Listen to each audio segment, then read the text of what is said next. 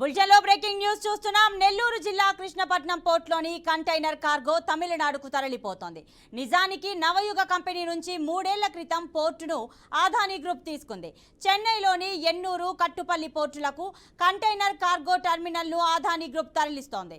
కాలుష్యం వెదజల్లే పోర్టును నెల్లూరులో ఉంచి ఆదాయం వచ్చే కంటైనర్ కార్గోను తరలింపుకు రంగం సిద్ధం చేసింది.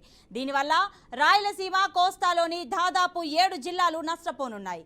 పోర్టుని నమ్ముకొని వేలాది ఎకరాల్లో వందలాది పరిశ్రమలు ఏర్పాటయ్యాయి. ఇప్పుడు కార్గో తరలిపోతుండటంతో పరిశ్రమలు, ఉపాధి అవకాశాలు కోల్పోనున్నాయి.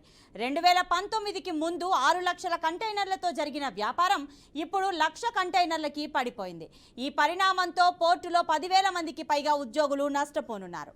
కంటైనర్ కార్గోని తరలించవద్దని ఉద్యోగులు, సిబ్బంది కోరుతున్నారు.